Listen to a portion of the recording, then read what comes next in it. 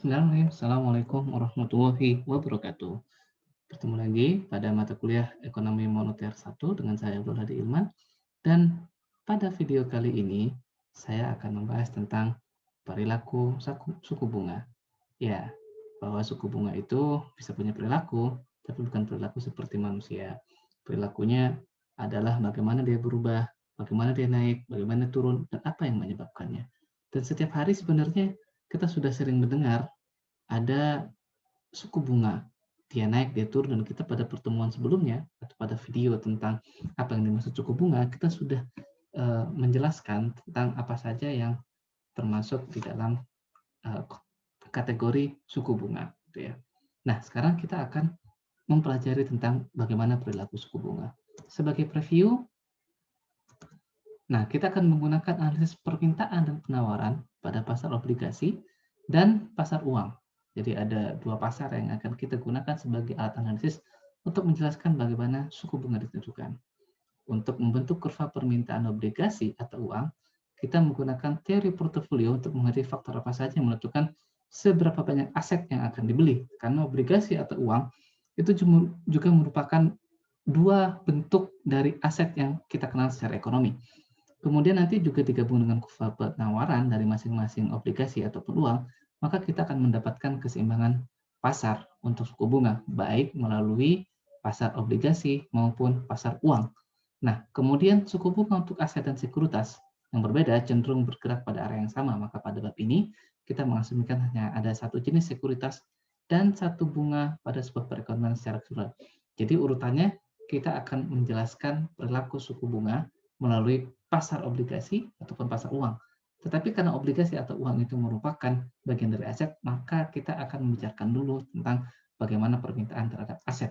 Nah, apa saja determinan permintaan aset itu? Aset itu ya barang-barang yang kita miliki, entah itu rumah, harta-harta kita, uang, obligasi, saham, itu merupakan aset-aset yang kita punya.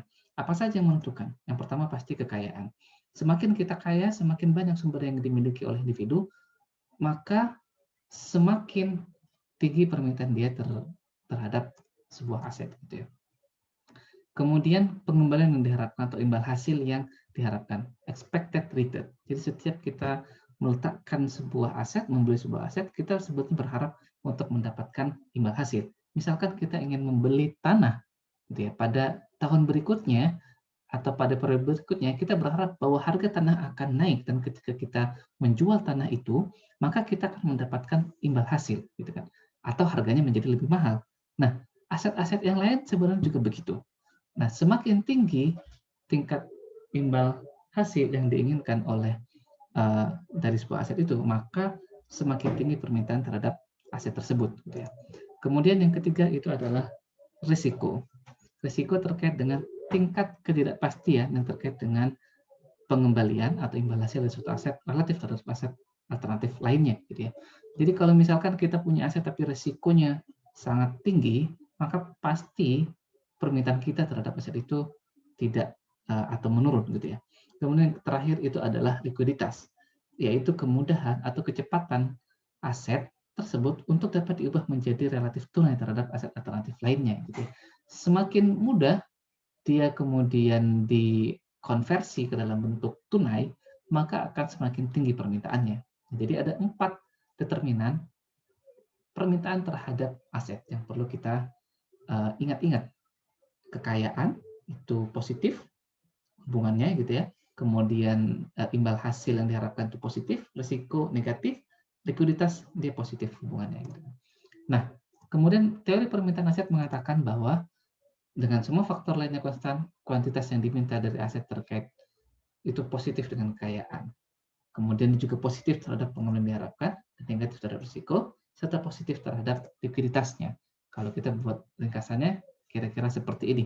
Setiap perubahan change in variable, well, expected return, risk relative to other asset, liquidity relative to other asset, maka nanti akan berdampak kepada quantity demanded. Kenapa pada expected return, risk, dan liquidity itu dia mengatakannya relative to other asset, sebenarnya seperti ini. Bisa jadi kita dihadapkan pada dua aset misalkan. Kita mau membeli sama-sama tanah misalkan gitu ya. Tanah di lokasi A, kemudian tanah di lokasi B gitu ya. Sama-sama tanah. Awalnya memiliki expected return yang sama karena sama-sama strategis, luasnya sama, potensi pengembangan yang sama, tetapi tiba-tiba terjadi perubahan, ada berita bahwa proyek di tanah B nggak jadi misalkan gitu ya. Maka kemudian expected return yang B itu turun gitu ya. Nah, walaupun expected return di tanah A itu tetap, tetapi relatif terhadap BD sebenarnya naik. Nah, itu yang disebut sebagai relatif gitu ya. Dikatakan relatif berarti bisa jadi sebenarnya aset lain mengalami penurunan, risikonya mengalami penurunan, expected return mengalami penurunan, likuiditas mengalami penurunan. Nah, kita melihatnya seperti itu. Kemudian kita langsung masuk kepada bagaimana permintaan dan penawaran pada pasar obligasi. Kalau secara permintaannya dengan harga lebih rendah, suku bunganya lebih tinggi, ceteris paribus, kuantitas obligasi diminta lebih tinggi. Sementara dengan harga lebih ini kebalik sepertinya ya. Jadi intinya adalah dengan harga lebih tinggi atau suku bunga lebih rendah, ceteris paribus kuantitas pasar obligasi lebih ya. Intinya adalah seperti ini, seperti gambar yang di samping ini. Dilihat bahwa di bagian ini price of bond, semakin ke bawah itu makin rendah price of bond-nya, tapi suku bunganya semakin ke bawah itu semakin tinggi. Ini mencerminkan bahwa ketika harganya 750 dengan tingkat bunga 3,33%, nanti 1 tahun dia akan mendapatkan 1.000 gitu ya. Kalau sudah 1.000, di sini nanti 1 tahunnya 1.000, suku bunganya 0 gitu ya. Jadi secara permintaannya adalah ketika harganya rendah, bondnya semakin rendah harganya, maka satu permintaan semakin naik. Atau kebalikannya, bukan kebalikannya, sama halnya dengan perspektif yang berbeda, ketika suku bunganya naik, maka permintaan terhadap bond akan naik gitu ya. Sebaliknya terkait dengan penawaran, semakin tinggi harga bond, tentu penawaran akan semakin tinggi, ya kan? Kemudian suku bunganya makin rendah, tentu penambahannya atau penawarannya akan semakin tinggi. Nanti ketemu permintaan atau keseimbangannya di sini. Gitu ya. Nah, kemudian keseimbangan terjadi jika jumlah orang yang bersedia membeli sama dengan jumlah orang yang bersedia untuk menjual dengan harga tertentu. Nah, ini keseimbangannya intinya ya. Nah, kemudian pergeseran permintaan obligasi itu ditentukan oleh 4 hal tadi itu. Yang pertama kekayaan, dalam ekspansi dengan kekayaan yang terus bertambah, kurva permintaan itu obligasi bergeser ke kanan. Artinya semakin banyak kekayaan kita cenderung untuk menambah aset kita, termasuk di dalamnya adalah obligasi.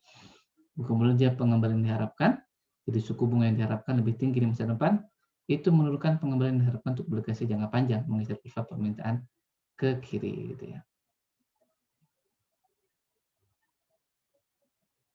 Kemudian ekspektasi inflasi juga, peningkatan ekspektasi inflasi itu yang menurunkan ekspektasi imbal hasil obligasi, menyebabkan kurva permintaan bergeser ke kiri juga. Kita ingat bahwa ini I sama dengan suku bunga nominal ditambah sama dengan suku bunga real ditambah expected inflation.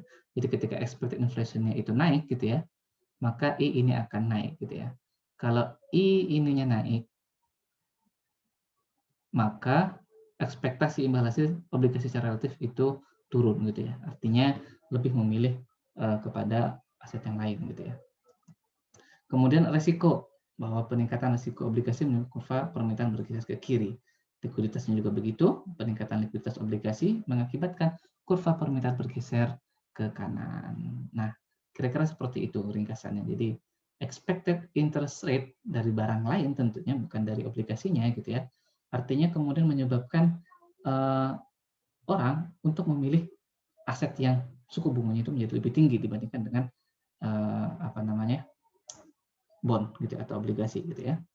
Nah, kemudian apa yang menyebabkan pergeseran penawaran obligasi? Itu hanya ada 2. Yang pertama itu adalah perkiraan profitabilitas peluang investasi. Jadi ketika peluang untuk investasi pada pabrik dan peralatan yang menguntungkan itu berlimpah gitu ya, maka perusahaan lebih bersedia untuk meminjam untuk membiayai investasi ini. Artinya meminjam itu berarti mengeluarkan bond atau obligasi.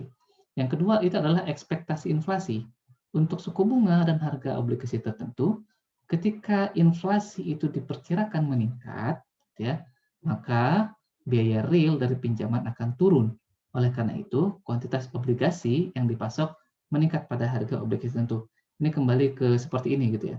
Jadi kalau expected inflation yang meningkat gitu ya, sementara ini tetap, maka suku bunga real itu harus turun. Suku bunga real itu menunjukkan cost of borrowing atau biaya dari pinjaman dia. Maka kalau cost of borrowing turun, maka perusahaan akan cenderung untuk menambah obligasi. Nah, yang ketiga itu adalah defisit anggaran pemerintah. Ketika defisit ini besar, artinya pemerintah kemudian bermaksud untuk menjual lebih banyak obligasi dan kuantitas obligasi yang dipasok pada setiap kenaikan regulasi akan meningkat. Ya. Jadi ini semuanya meningkat. Nah, kemudian bagaimana aplikasinya pada harga bond ketika ada perubahan suku bunga itu akibat ekspektasi inflasi. Kita lihat dulu pada kurva garis yang berwarna biru, gitu ya. Kemudian ketika terjadi kenaikan expected inflation, tadi kan kita bilang expected inflation pada kurva permintaan, expected inflation ini bergeser ke kiri. Kenapa? Karena expected inflation ini kemudian dengan IR-nya tetap, gitu ya, maka akan meningkatkan I.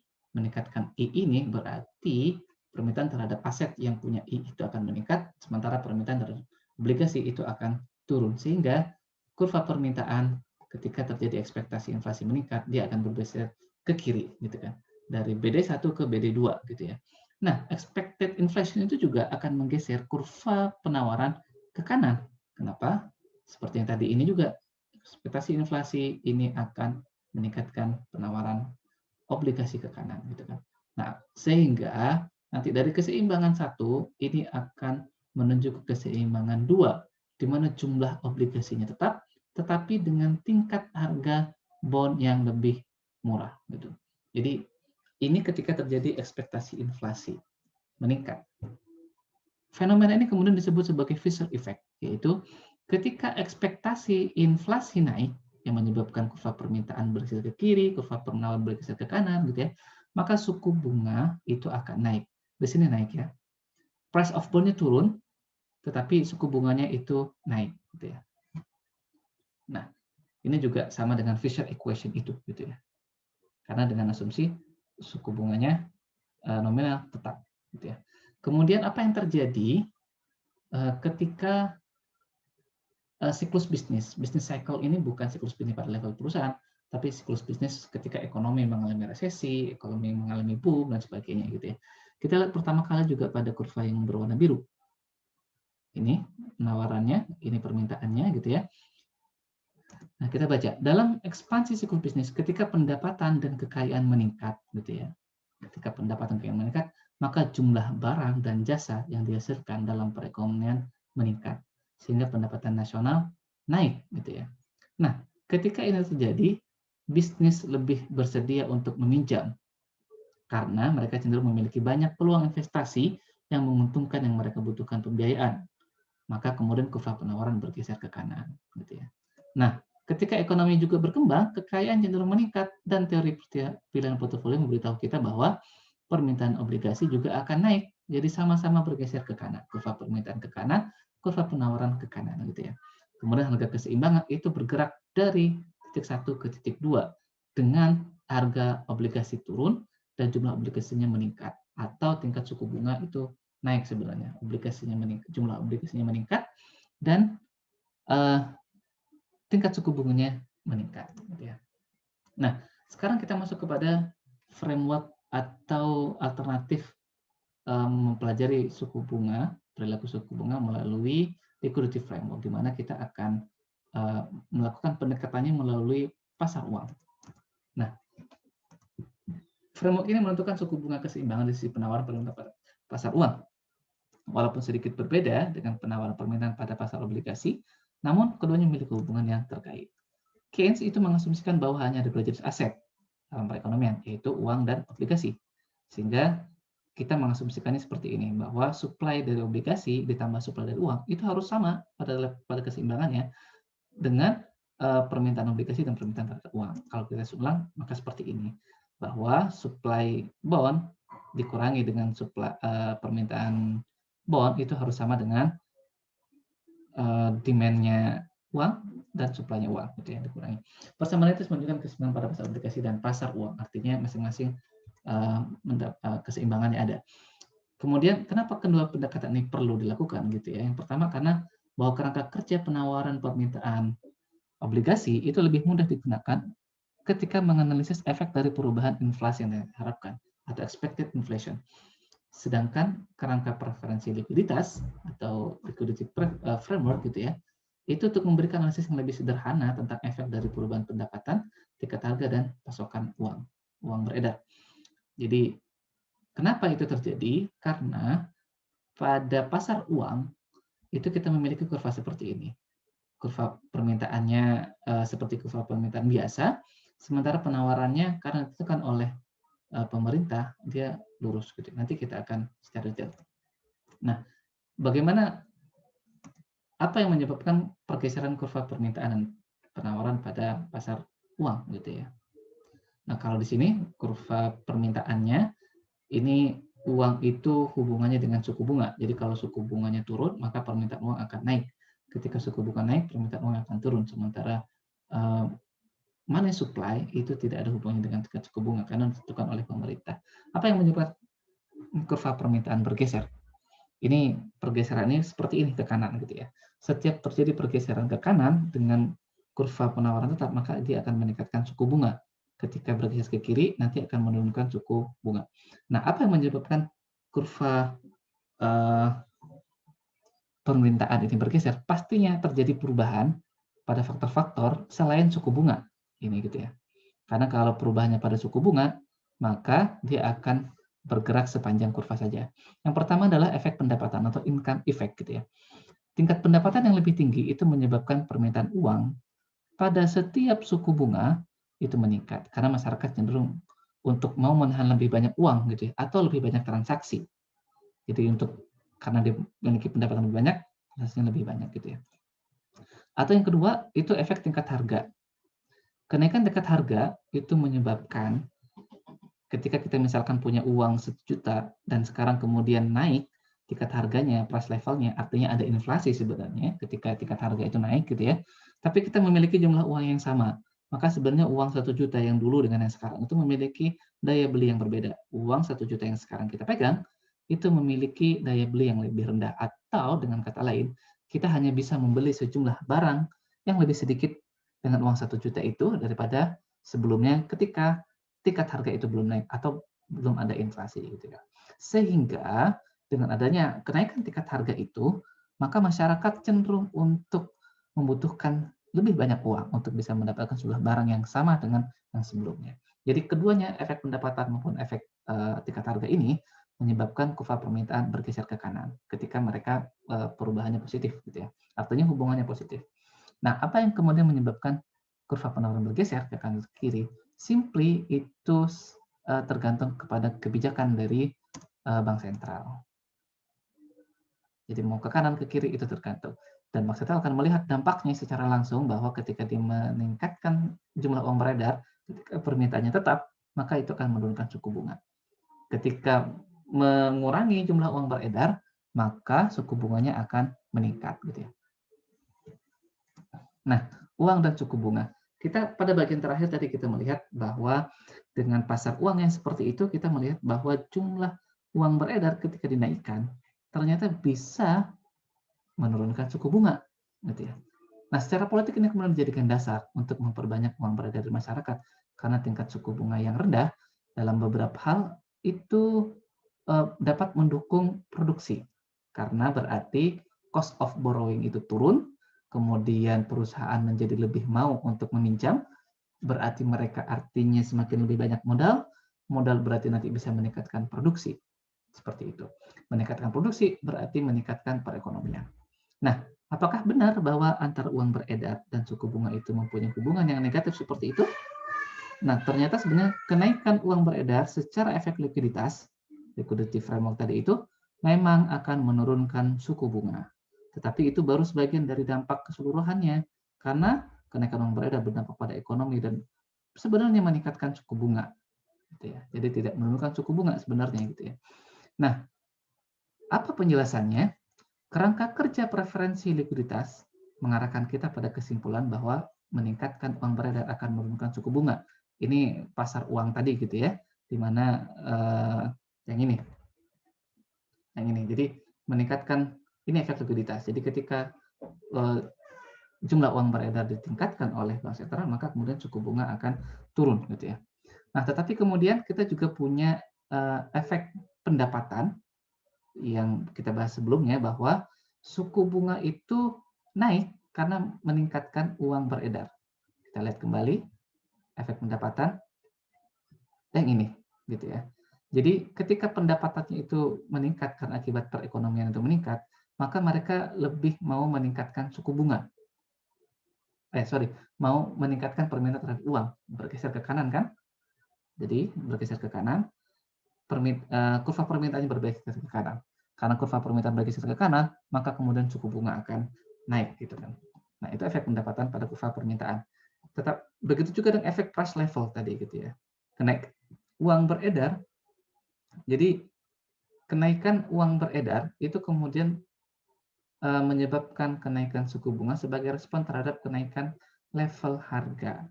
Jadi ketika uang beredar itu naik gitu ya, maka tingkat harga itu pun juga akan naik gitu ya.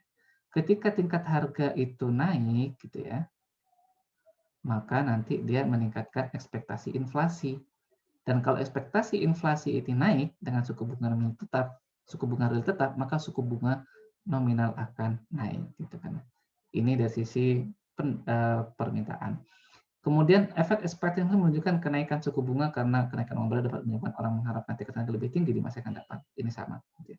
Karena efek price level juga itu kaitannya dengan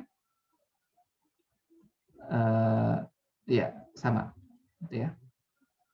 Nah, maka sebenarnya ada 3 kemungkinan gitu ya. Ketika pada awalnya di sini, dan di sini gitu ya. Ketika terjadi perubahan di sini, yaitu menambah jumlah uang beredar, maka pada awalnya liquidity effect-nya semuanya akan turun gitu ya. Kecuali ini tidak ada liquidity effect-nya, kecil sekali gitu ya. Nah, kemudian income effect-nya, kemudian price level effect-nya dan expected effect-nya itu membuat dia naik gitu ya. Dari sini naik, kemudian dari sini juga naik. Hanya saja mungkin berbeda sejauh mana berhentinya gitu. Pada yang ini liquidity effect-nya itu lebih besar daripada efek-efek yang lain sehingga kenaikan tingkat suku bunganya itu tidak bisa mengkompensasi turunnya suku bunga. Sementara yang ini liquidity effect-nya itu lebih kecil.